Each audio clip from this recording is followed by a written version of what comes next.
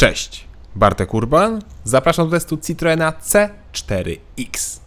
A C4X z wyglądu, to cytując tutaj stronę Citroena, elegancja fastbacka i wygląd SUV-a zamknięte w ponadczasowym nadwoziu hatchbacka. Czyli takie 3 w jednym. Z tym, że chyba Citroen lekko się pomylił, albo ja nie rozumiem, czym jest hatchback, bowiem jak dla mnie to przypomina sedana. Auto też nie ma napędu 4x4, więc bardziej sklasyfikowałbym go jako crossover, a nie SUV. No ale co ja tam się znam. Wiem za to, że Citroen C4X wygląda dziwnie i to mi się podoba. Kiedyś Citroeny zawsze były dziwne i to było w nich fajne. Nie wiem czy ładne, bo mi C4X się nie podoba, ale na pewno się wyróżnia. I faktycznie, coś ma z SUV-a, czy tam crossovera, czyli te plastikowe osłony wkoło całego nadwozia. Auto też wygląda jakby było nieco podniesione, chociaż prześwit tego aż tak mocno nie pokazuje i wynosi on 15 cm. Zresztą prześwit zwykłego C4 jest dokładnie taki sam, bo przecież C4X, jak nazwa wskazuje, jest oparty o model C4, z tym, że ma właśnie większy zwis tylny. Jak widzicie, rozstaw osi i przedni zwis jest dokładnie taki sam, ale tył jest dłuższy o 24 cm. Czyli długość C4X to 4,60 m. Tym samym C4X jest tak idealnie pośrodku pomiędzy modelem C4 a C5X. I zanim jeszcze przejdziemy do bagażnika, to chciałbym porozmawiać o spasowaniu maski. Po lewej stronie samochodu ewidentnie maska jest źle spasowana i mocno odstaje, podczas gdy po prawej stronie jest idealnie. Oj, wkurzyłbym się bardzo, gdybym kupił nowe auto z takim spasowaniem. W takim razie pora na bagażnik.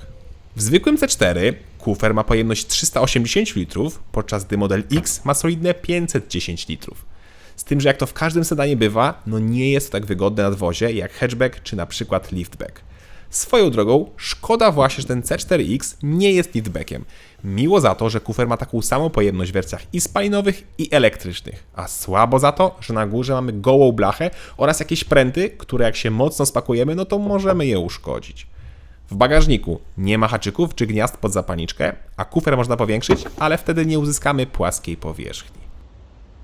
Wskakujemy więc na tył. I tutaj niestety przez nadwozie nawiązujący do fastbacka, czyli z tym szybciej opadającym dachem niż w zwykłym C4, nie mam miejsca na głowę, a w zwykłym C4 mieściłem się.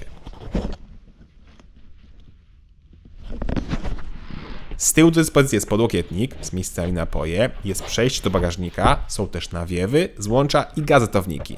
Czyli w sumie jest tutaj wszystko.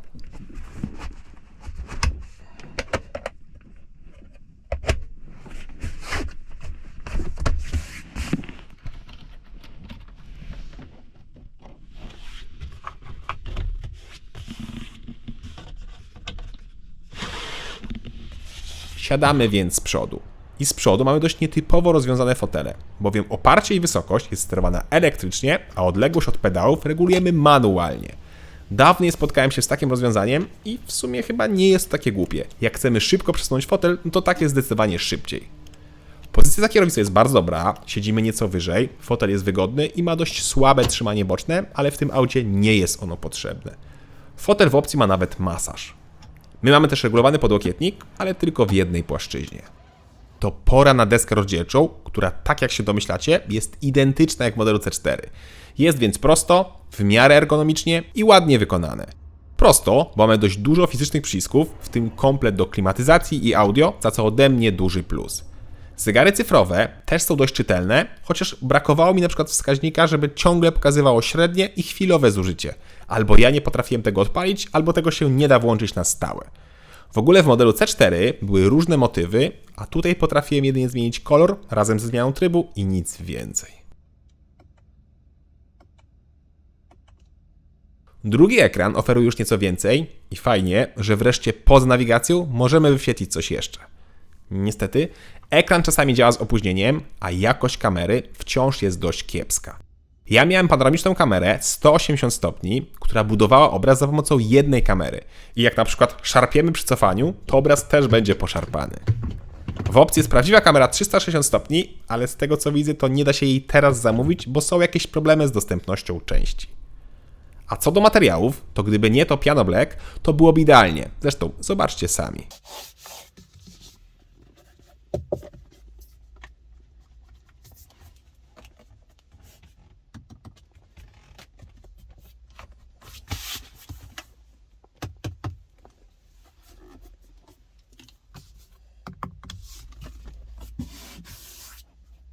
naprawdę nie ma wstydu, na żywo wszystko wygląda nawet jeszcze lepiej. Testowany C4X miał też dużo schowków, w tym przed pasażerem są aż 2 schowki plus opcjonalne mocowanie tabletu. To jest po to, żeby pasażer mógł sobie zaczepić tablet i oglądać na przykład film czy czytać książkę. Jestem bardzo ciekawy, czy ktoś w Polsce kupił C4 albo C4X i dokupił ten gadżet i z niego korzysta. Jak tak, to piszcie proszę w komentarzach.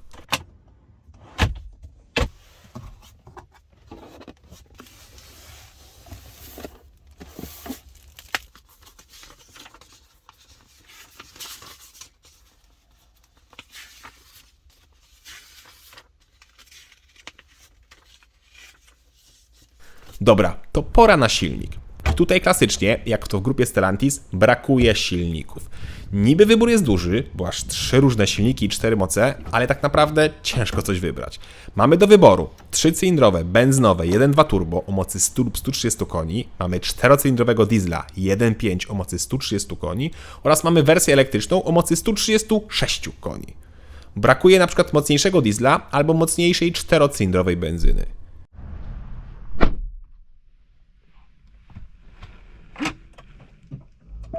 Ja do testu wybrałem natomiast wersję, która będzie najrzadziej wybierana w Polsce, czyli odmiana elektryczna. Mamy tutaj silnik z przodu o mocy 136 koni, napędzający przednią oś, a z tyłu mamy akumulatory o pojemności 50 kWh. Czyli niezbyt duża moc jak na elektryka, co pokazują też czasy 10 sekund do 100 km na godzinę. Jest to 0,3 sekundy szybciej niż odmiana benzynowa 1.2 o mocy 130 koni. Pora więc sprawdzić przyspieszenie elektrycznego C4X.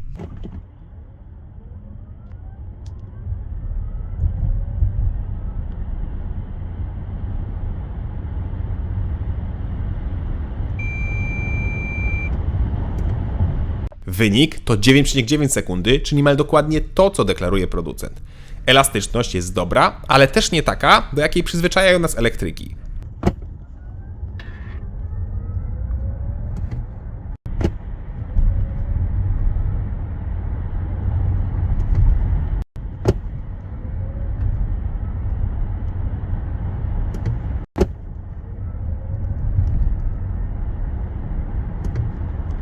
Jak widzieliście, auto przyspiesza ładnie, no ale nie ma takiego kopnięcia, jak to właśnie bywa w elektrykach. Zresztą, C4X to nie jest demon szybkości, ale w sumie po co ma być? To jest Citroen i one nigdy nie były super szybkimi autami, one miały zawsze inne zalety. I zaraz do nich wrócę. Teraz jeszcze powiem ciekawostkę, że auto w różnych trybach ma różną moc i różne osiągi. W Eco mamy 82 konie, w Normal 109, a w Sport pełną moc 136 koni. W Eco możemy pędzić 95 km na godzinę, w Normal 130, a w Sport aż 150. Tak, auto jest ograniczone do 150 km na godzinę ze względu na pewnie zbyt duże zużycie baterii przy wyższych prędkościach. I jak widzieliście, nie widać różnicy w różnych trybach, a to dlatego, że wydaje mi się, że klepiąc gaz maksymalnie, przebijamy tak zwany kickdown i wtedy jest zawsze pełna moc.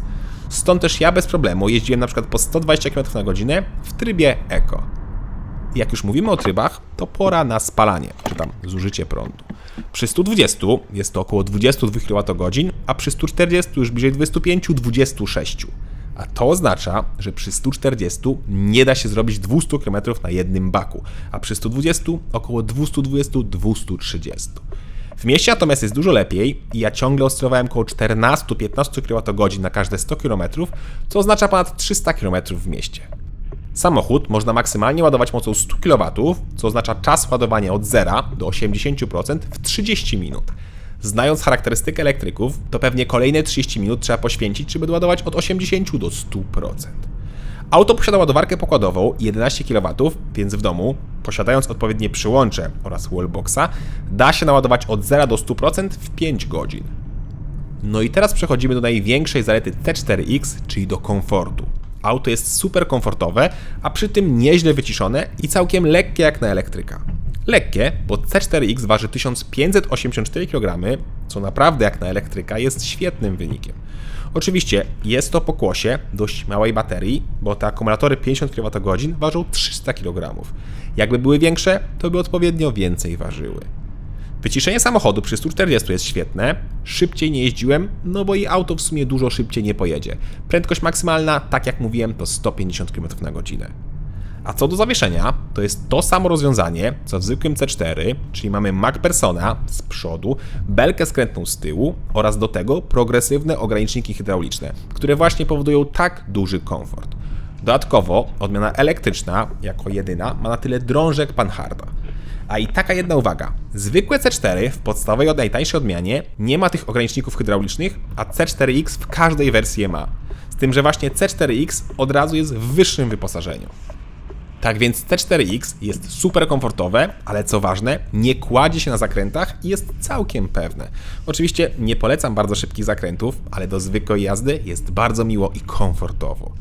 Jeszcze wracając do wyciszenia, to albo coś poprawili z nadkolami w stosunku do zwykłego C4, albo straciłem nieco słuch, bo tu wydaje się, jakby nadkola były lepiej wyciszone. W takim razie pora na cenę. Podstawowe C4X z silnikiem 1.2 100 koni i manualem kosztuje 110 600 zł. Mocniejsza wersja 130-konna występuje już tylko z automatem i wyższym wyposażeniem i jej cena zaczyna się od 126 000 zł. 130-konny diesel też występuje tylko z automatem i jego cena startuje od 134 000 zł. A odmiana elektryczna startuje od 185 000 zł. Ja miałem wersję Shine, która startuje od 199 000 zł, ale miałem też kilka dodatków, więc cena przekroczyła 200 000 zł. Tak jak mówiłem, brakuje tu silników. 1.2 benzyna ma niezbyt piękną kulturę pracy, diesel do miasta się niezbyt nadaje, a elektryk jest super drogi. Jakby była nieco mocniejsza benzyna, to byłoby idealnie, chociaż i tak coś czuję, że w Polsce C4X będzie się bardzo słabo sprzedawał. Ludzie pewnie wybiorą zwykłe C4, które owszem, ma mniejszy bagażnik, ale dużo wygodniejszy do spakowania, ma nieco więcej miejsca na głowę i cena w C4 jest od 3 do 8 000 zł niższa. W Polsce moda na sedany dawno przeminęła, o ile w ogóle taka była. Citroen wciąż szuka swojego miejsca na rynku. O ile wizualnie moim zdaniem świetnie mu idzie, bo auta są inne, są ciekawe, wyróżniające się, mają też niezłe wnętrza, z prostą obsługą i dobrym wykonaniem, tak problemem C4X, jak i prawie całej grupy Stellantis są silniki. Tu nie ma co wybrać. I to jest największa wada tego samochodu, bo poza tym nie ma się tu do czego przyczepić. No dobra, u mnie była źle spasowana maska, chociaż mam nadzieję, że to problem tylko mojego egzemplarza. No i oczywiście jest drogo, ale niestety wszędzie jest teraz drogo. Cześć!